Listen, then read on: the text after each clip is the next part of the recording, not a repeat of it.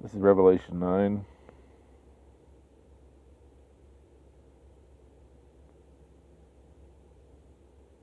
King James Version.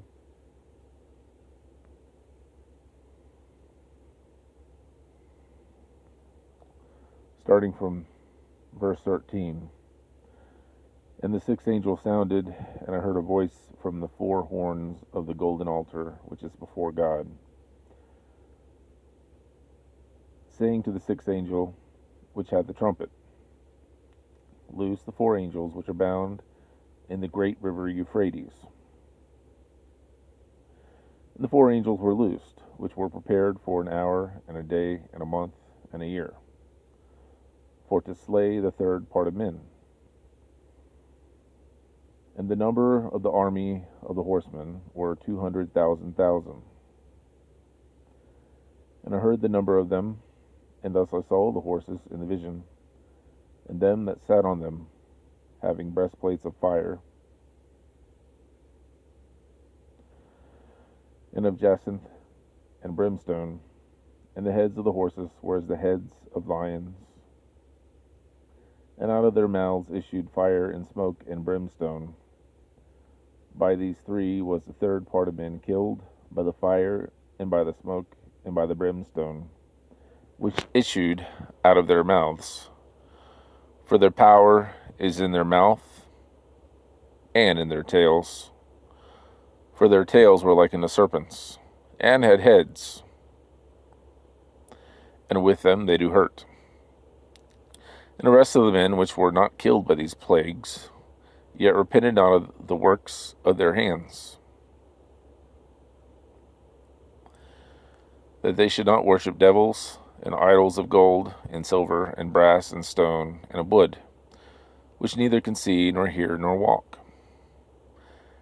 Neither repented they of their murders, nor of their sorceries, nor of their fornication, nor of their thefts.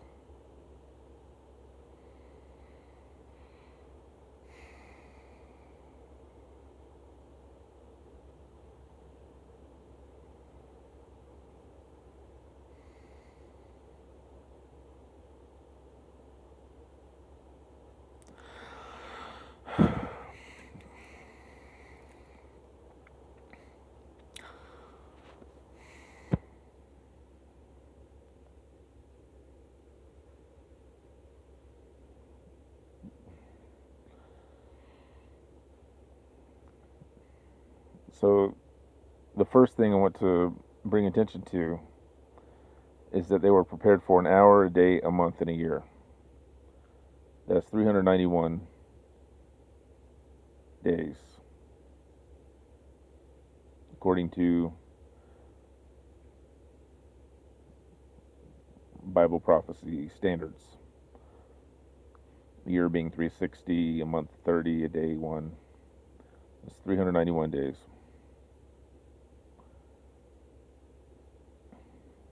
And then after that, a third part of men are slain.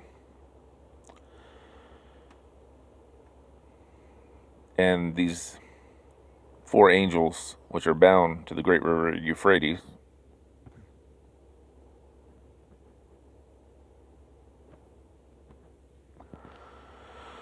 the Bible in some places refers to nations as angels,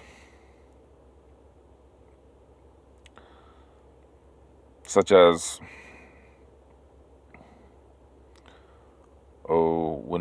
when the bear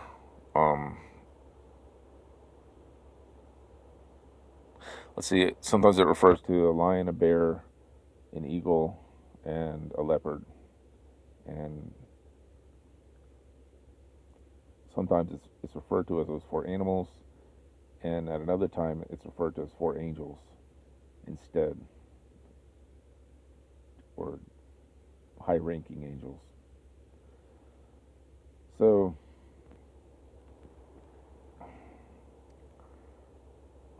those four nations are like the top dogs of the UN on the Security Council, They're the ones with teeth who have the power to invade other countries, and they're the most heavily armed with nuclear weapons.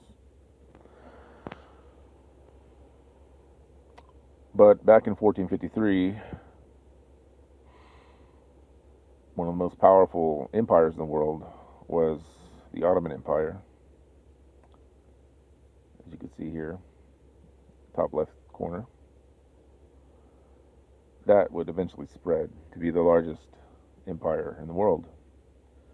And it was bound to the great river Euphrates. You see this at the top of the Euphrates River. The two rivers goes for the word Iraq.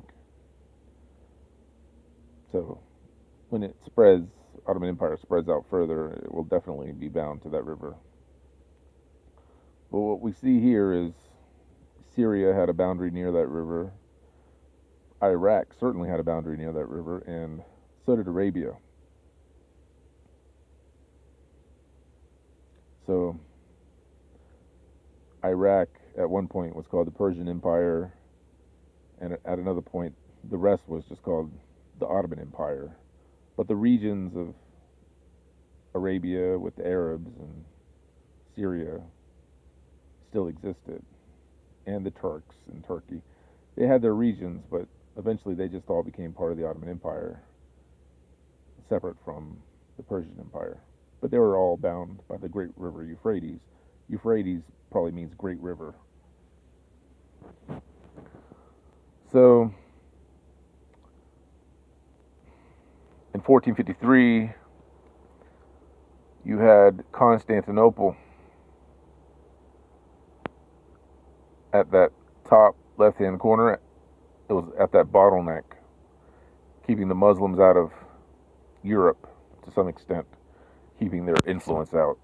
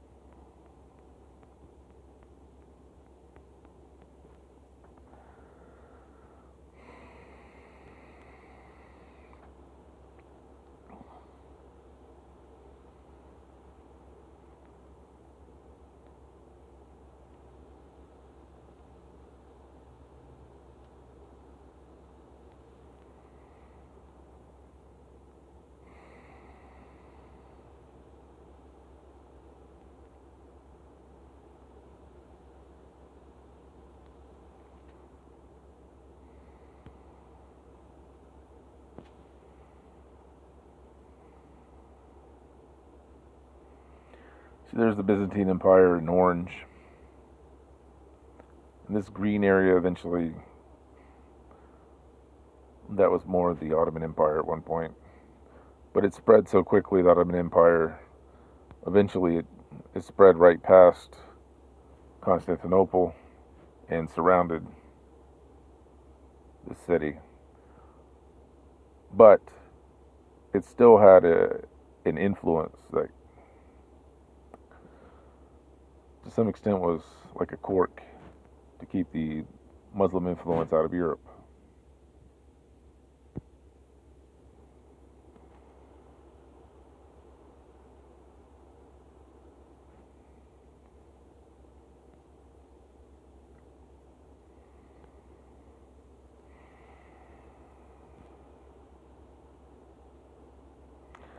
So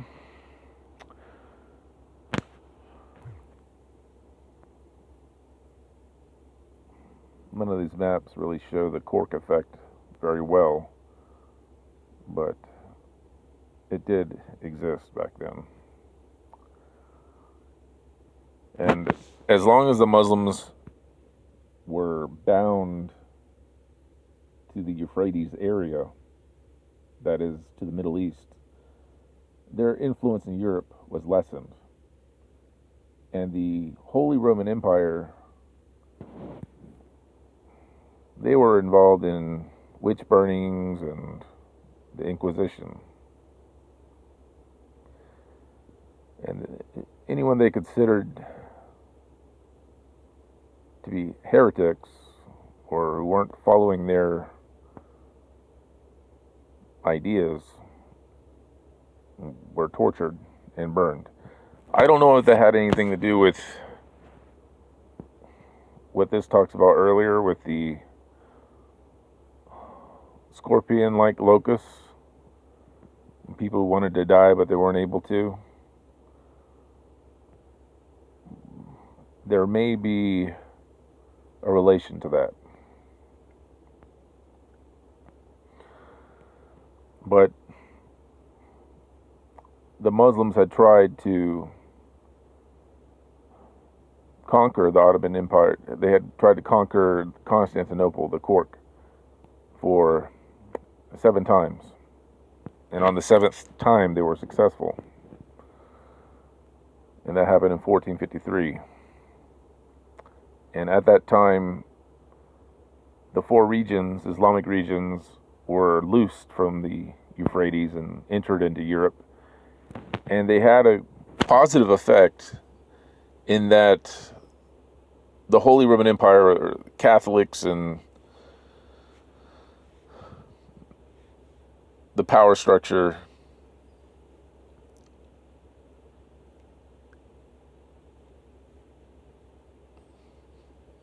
they had a force that could oppose them. And the people who were being tortured, they could run and seek protection from the Muslims. And the Muslims were a powerful army that could resist, this Inquisition, this torture of innocent people who had different thoughts than the Catholics. So it had a good influence, in a way.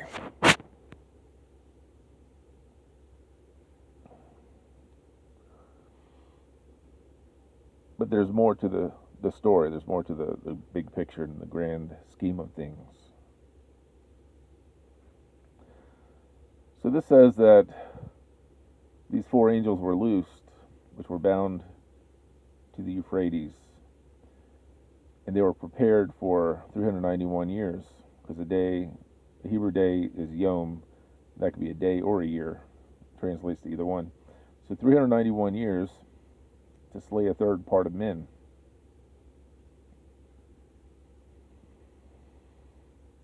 So before we get to the meaning of that, here's another confirmation of why this is about the destruction of Constantinople,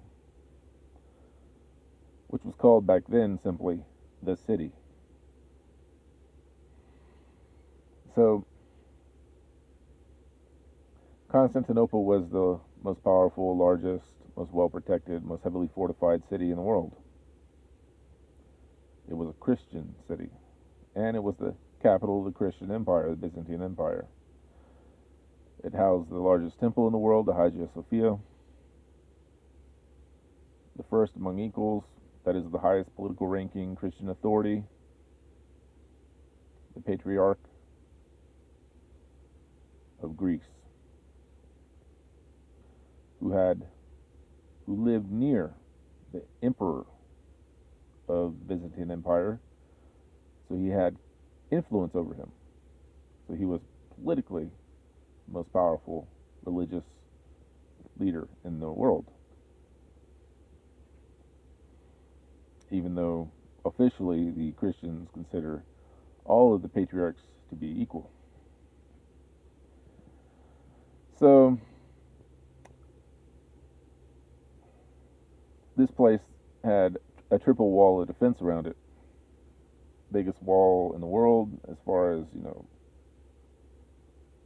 strength and fortification and thickness and difficulty to overcome. I mean, it wasn't larger than the Great Wall of China. So overcoming this was a big deal to the Muslims. So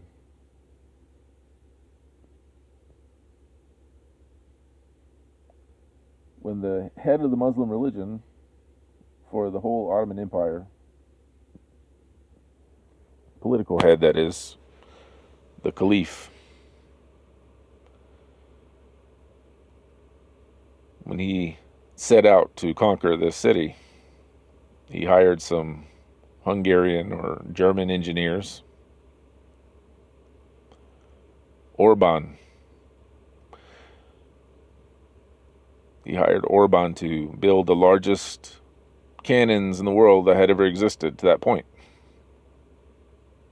And they were very long, like snakes. And while gunpowder had existed for hundreds of years, and small handheld cannons that were used in battle were used before that time, and even very short snub-nose siege cannons were used that were about the length of the cannonball itself. Before that time, what Orban invented was something new that hadn't existed before, and that would completely change warfare and the use of walls and fortifications around cities and the need for it. Because what he created was a huge, long, enormous siege cannon, like a snake, just very long. And the longer it is, the more power that can build up inside it. And it can shoot the cannonball further out with greater force. So this was a brand new technology. And Orban even died during this battle when one of the cannons exploded. And it shot these stone cannonballs. They could only be fired 7 times a day. They were so enormous, they had to cool down. And these siege cannons broke through the triple wall of the defense and enabled the Muslims to conquer Constantinople. Now, at that time, this was the only engine known to man. There was no siege engine before this, like that used firepower, that used horsepower. This type of engine used an incredible amount of horsepower. This was a siege engine. Even to today's standards. And the power of the siege engine, this siege cannon, was in its tail, in the rear, where the cannonball was, like the head of a snake. And when it blew, it made a loud roaring sound like a lion. And eventually, kings would design siege cannons where the mouths looked like lions' mouths. It had the face of a lion on them. And these ingredients that are mentioned here, the brimstone, let's see if I can find them. Jacinth, here at the top.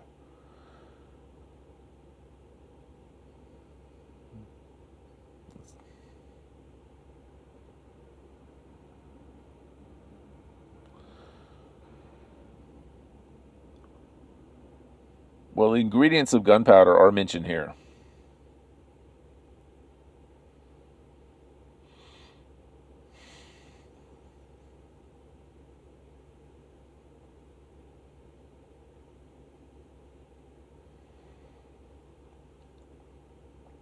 So, jacinth may be a stone that has a color similar to cannon fire. And brimstone may be an ingredient in the gunpowder that was used.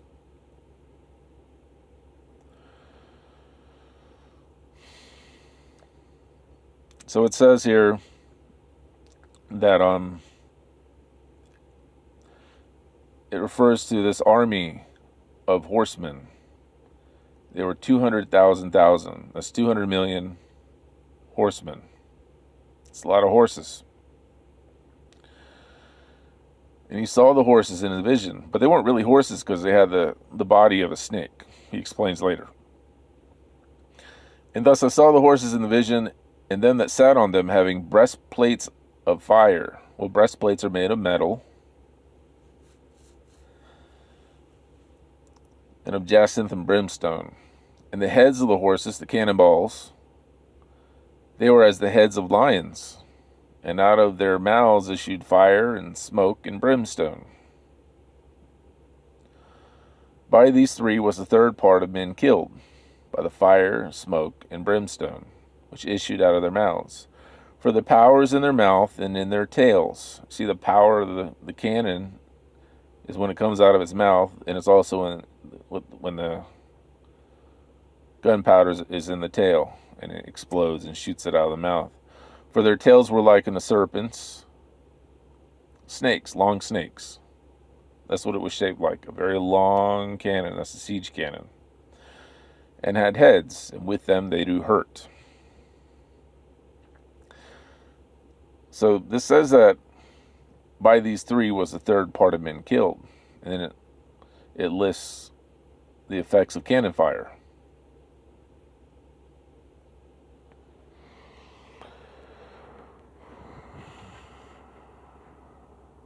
And it says here, the four angels were loose, which were prepared for 390 years to slay the third part of men.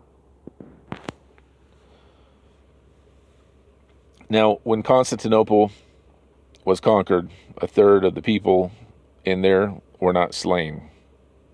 It was a merciful conquering, one could call it.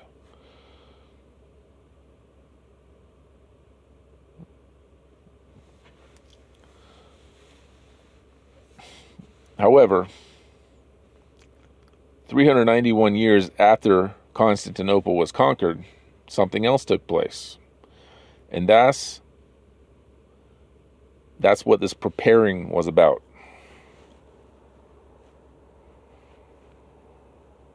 The four angels were loosed, and they were prepared for to slay the third part of men. So these regions, Syria, the Turks, Turkey, the Arabs, Arabia, Iraq, Persian Empire, Ottoman Empire, these regions were being prepared for 391 years.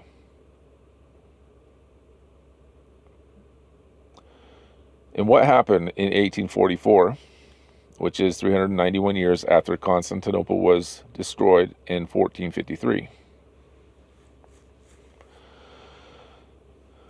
In 1844,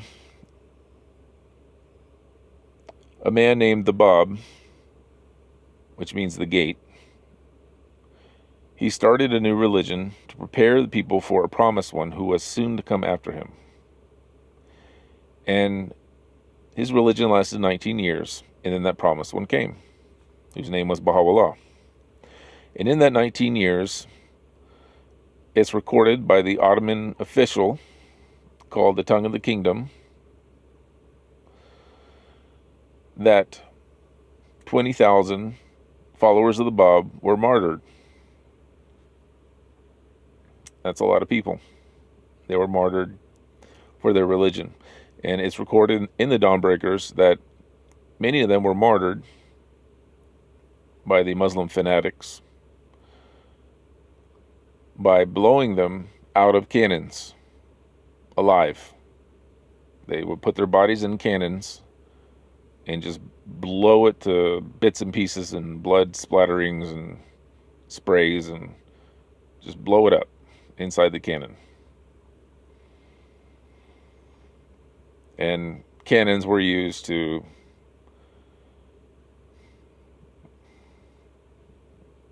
destroy when they barricaded themselves in makeshift shelters and forts to protect themselves. Cannons were used to break through these forts and defenses. And they were used in combat, and they were used in torture. So Many of these Babis were just brutally tortured and massacred in the most horrible ways imaginable. And this happened in 19 years in the Persian Empire, which today is called Iraq, which has a boundary to the Euphrates River.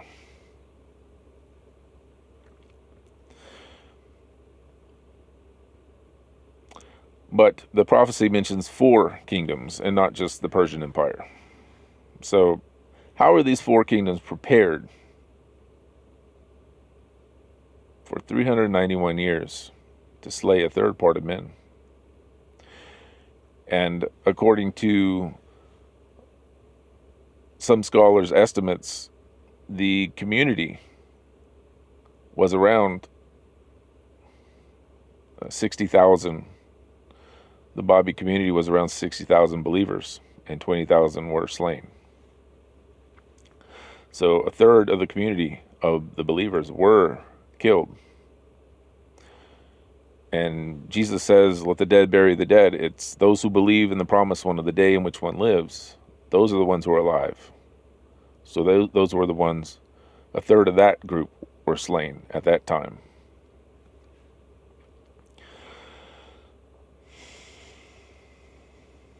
Those who believe in the promised one of the present day, they're the ones who are alive.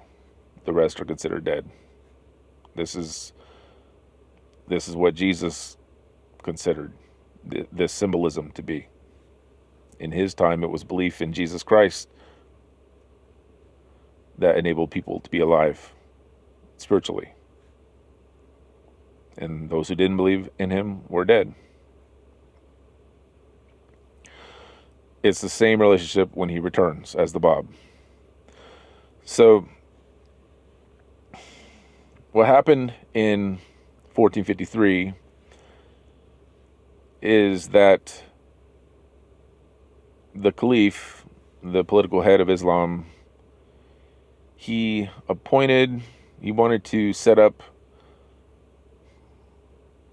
the Greek Orthodox Patriarch, the foremost political head of the Christian world. He wanted to set him up in Constantinople under his authority. And so, as soon as he conquered, the current patriarch stepped down, and no one wanted to step up under him, under his authority. But they did eventually find one person who wasn't really like a leader, who didn't have a high status, who was willing to step up. So it took about a year for him to go through the rituals, the Christian rituals, so that he could be a patriarch. And after that year, so that is, Constantinople was destroyed in 1453. A year later was 1444. No, was it 1544? Well, I got to think about that. 1453.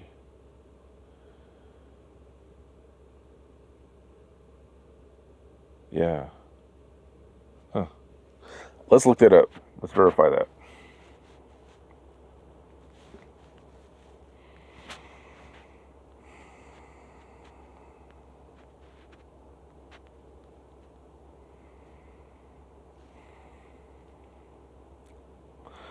So it was conquered in 1453.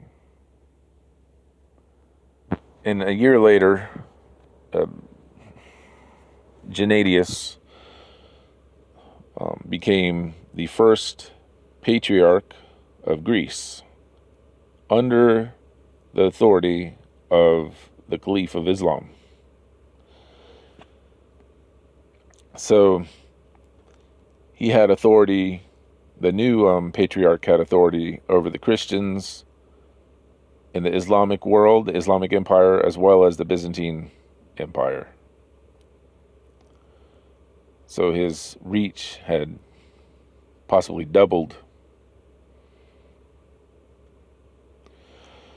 But every year, the patriarch and the caliph would go through a ceremony where they would march through town, and the caliph would give the symbols of authority, the mantle and perhaps a staff. He would give these things to the patriarch, the foremost Christian political leader. And it was a symbolism that the caliph was higher in position, that he gave the authority to the Christian political leader. So, Gennadius, let's look up Gennadius real quick.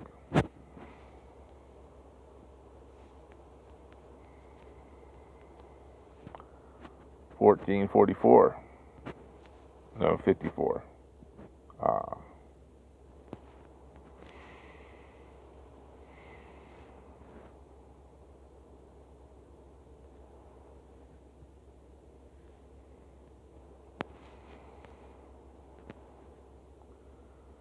There he is. Gennadius Scholarius.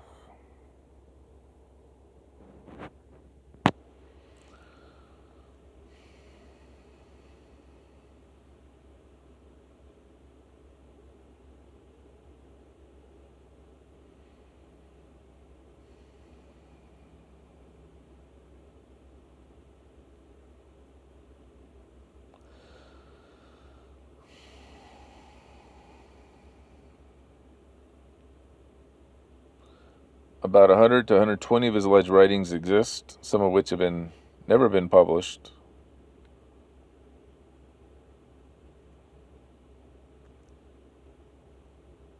He was a prolific writer during all the periods of his life.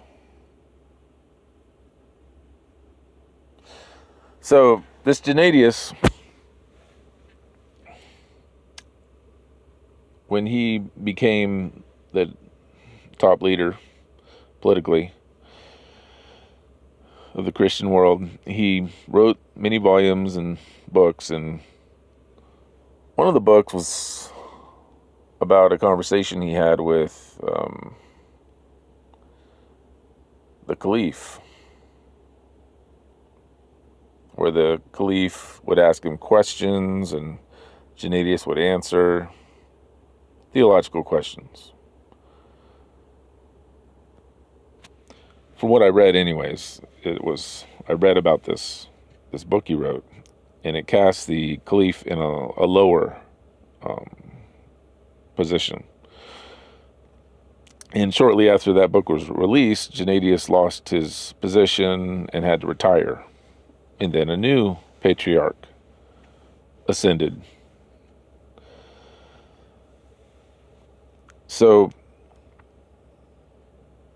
the Muslims had discovered a new way to conquer the Christian world. They didn't have to invade and use brute force. They just had to give the political leaders authority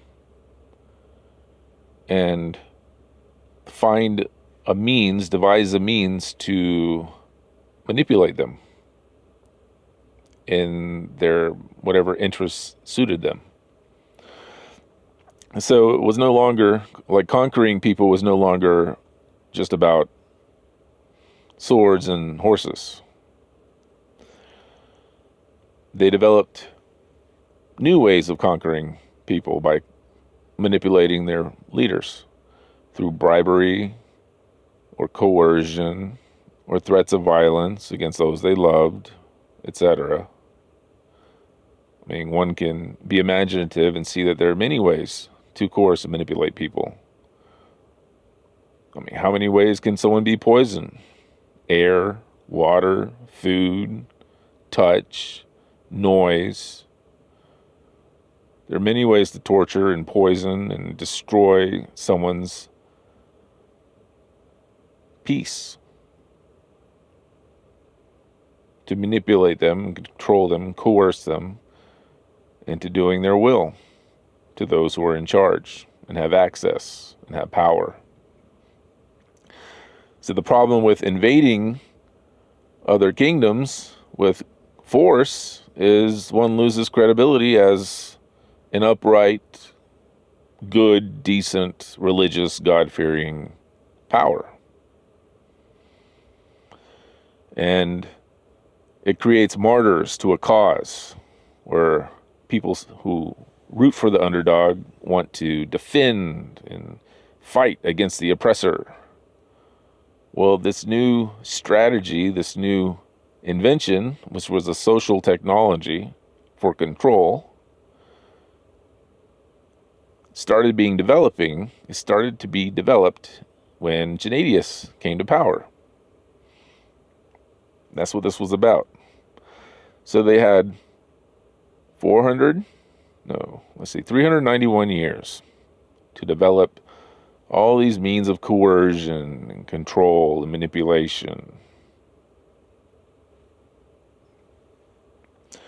This Ottoman Empire, and also the Persian Empire, and all the empires of the region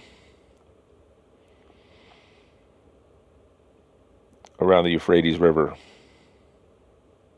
They all developed this. And when 1844 finally arrived, the Bab, the gate to the promised one, came. And he was a pure soul. He could not be manipulated. He could not be coerced and dominated. And he created something new. And he came like John the Baptist came to purify the people from these corruptions, get them ready so that they'd be receptive to recognize the promised one that he came to prepare the people for. Baha'u'llah, the glory of God. And most of these Babis, most of these followers of the Bab, they were purified. They couldn't be manipulated and bribed, and coerced and harassed and tortured into recanting their faith, even to a single letter, even to a single syllable, a single word, a little movement of their finger. They wouldn't renounce their faith to any degree. All they had to do was curse the name of the Bab, and they would be freed. They wouldn't be tortured anymore. Their family would be spared. They'd have nothing to do with it. They'd rather die, and they were. 20,000 martyrs sacrificed their life for that new religion. And that's what took place in 1844. It was the beginning of this 19-year period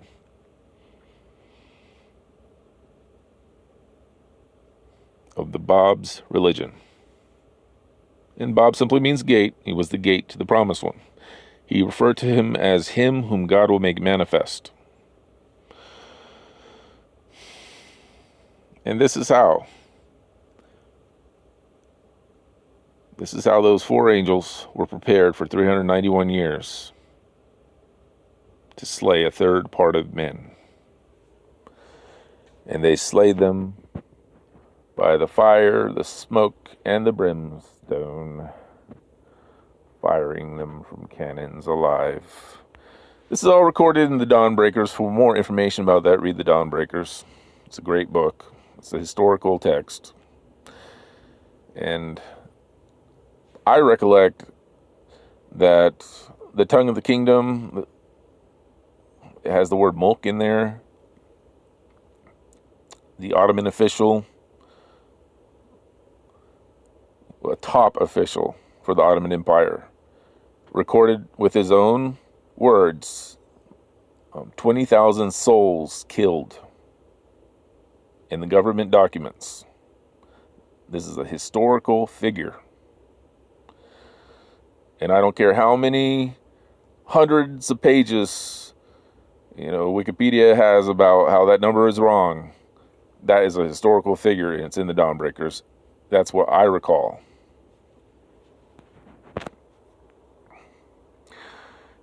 So, let's see what else this says.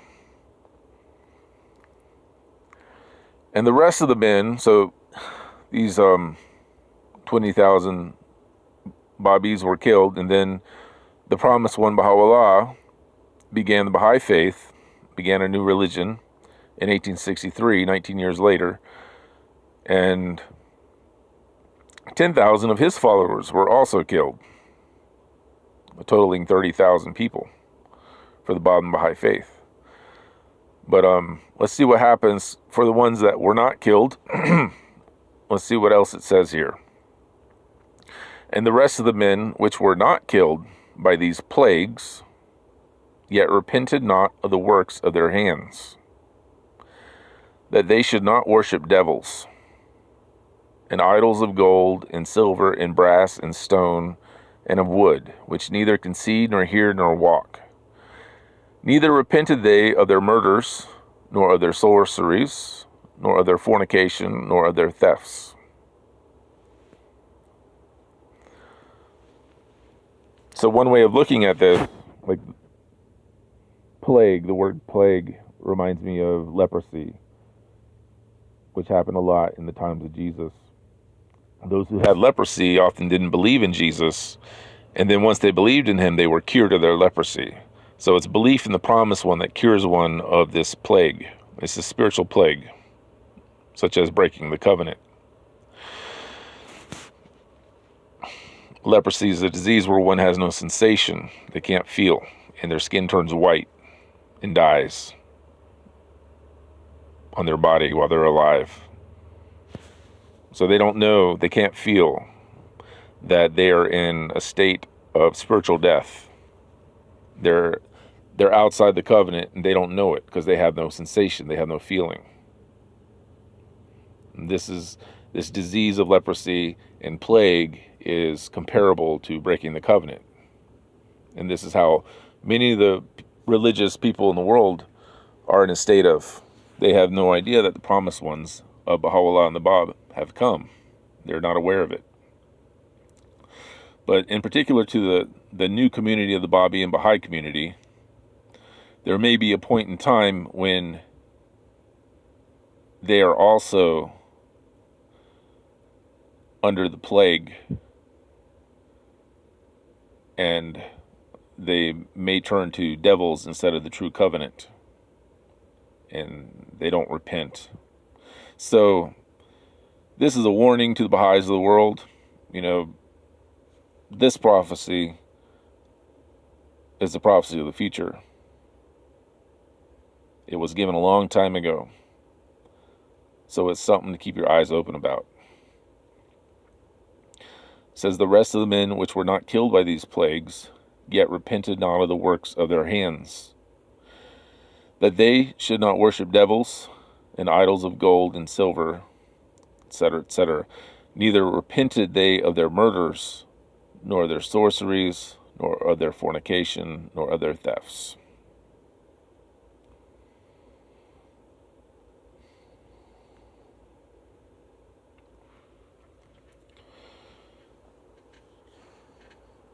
So this is how the prophecy of Revelation 9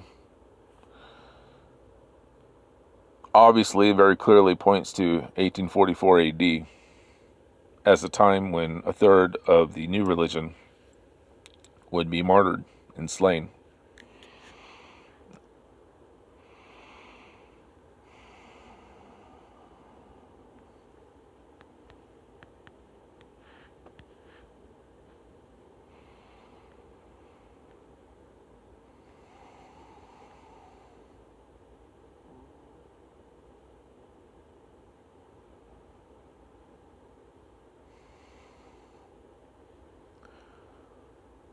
Then shall the sanctuary be cleansed. The sanctuary is cleansed with blood sacrifice.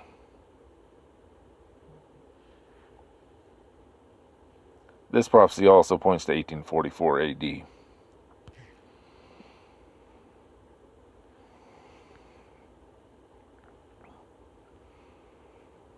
And this is the blood sacrifice.